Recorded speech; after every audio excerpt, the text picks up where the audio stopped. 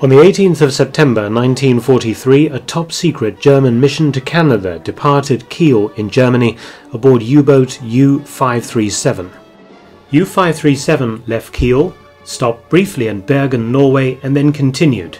Carried aboard the boat was a top-secret automatic weather station.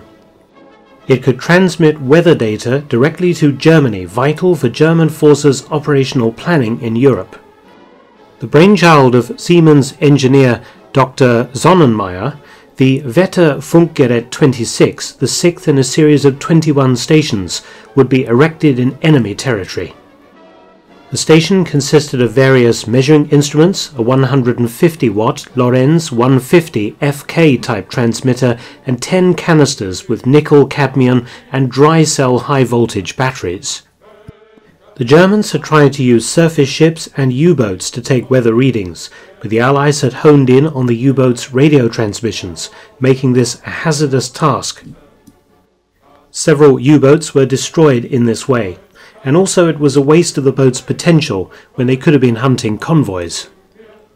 Whilst crossing the North Atlantic, U-537 ran into a huge storm, and one large breaker caused leaks in the hull and the loss of the submarine's anti-aircraft cannon. U-537 could no longer dive or defend itself against Allied air attack. On the 22nd of October 1943, U-537 arrived at Martin Bay, the northern coast of Labrador, Canada. Now the mission to land began. U-537 was highly vulnerable, anchored in Martin Bay and sitting on the surface. Firstly, a reconnaissance party landed to scout out a location.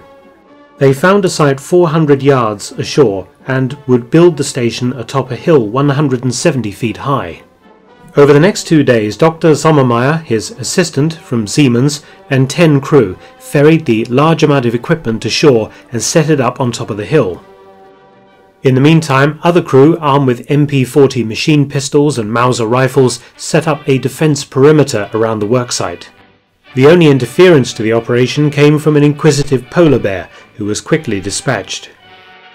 Dr. Sommermeier tested the equipment, and then at 5:40 p.m. on the 23rd of October, Kapitän-Leutnant Schwierer set sail, returning to France on the 8th of December 1943. But weather station Kurt did not live up to expectations. It transmitted every 3 hours for the first few days, before it suddenly and rather inexplicably was jammed. And that seemed to be the end of the story for weather station Kurt. The Germans forgot all about it. U-537 was later sunk in the Far East. The story of Kurt only emerged after a Siemens employee who worked on the project retired in the late 1970s and wrote about it.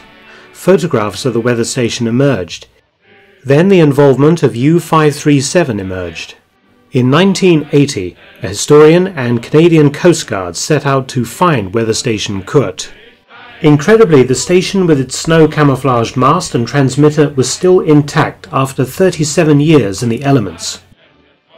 A few pieces were missing, probably carried away by local Inuit, but it was still a remarkable find. Restored, weather station Kurt now resides in the Canadian War Museum in Ottawa. It remains as a reminder of the only time armed German forces landed on North American soil in World War II. I hope you've enjoyed this small video. If you have, please do subscribe. Just click on the button or the photograph of me in the bottom right-hand corner of your screen. Many thanks.